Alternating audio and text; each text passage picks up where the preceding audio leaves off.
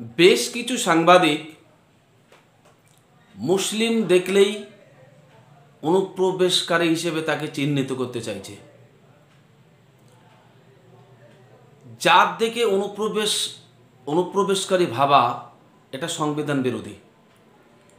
অনুপ্রবেশকারী আইন অনুযায়ী যারা অবৈধভাবে এই দেশে প্রবেশ করেছে,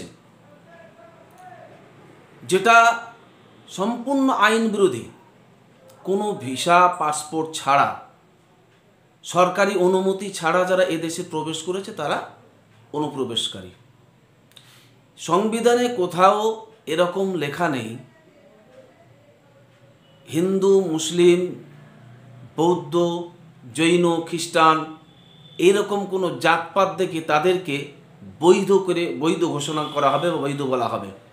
সংবিধানে কোথাও এরকম নেই।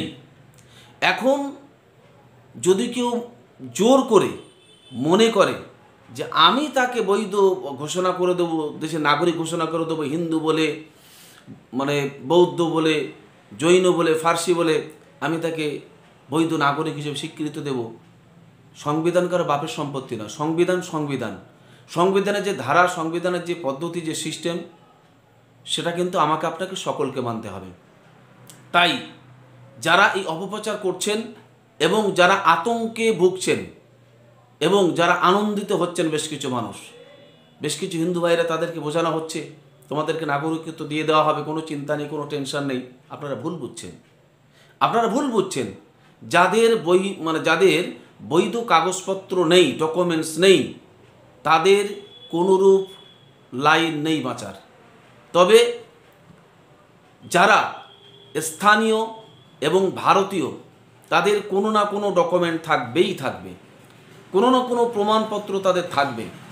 প্রথম দিকে অসুবিধা হলেও একটাও এই দেশের স্থানীয় ভারতীয় একজনকে বাদ দিলে মানবাধিকার সংস্থা, এরকম ধরনের সামাজিক সংগঠন কেউ কিন্তু ছেড়ে কথা বলবে না। প্রয়োজন পড়লে আইনি পথে আন্দোলন আমরা চালিয়ে যাব। তাই অযথা আতঙ্কিত হবেন না। তবে এটা মাথায় রাখতে হবে, অনুপ্রবেশ দেশের জন্য ক্ষতিকর, আমাদের আর্থিক ভাণ্ডারের উপর একটা প্রেসার তৈরি করে। তাই অবশ্যই অনুপ্রবেশ বন্ধ হওয়া দরকার। অনুপ্রবেশকারী সঠিকভাবে, কোনো জাতপাতের ভিত্তি নয়, সংবিধানের পদ্ধতিতে খুঁজে বের করে তাদের একটা ব্যবস্থা করা, আইনি পদ্ধতিতে, সাংবিধানিক পদ্ধতিতে ব্যবস্থা করা প্রয়োজন, যাতে করে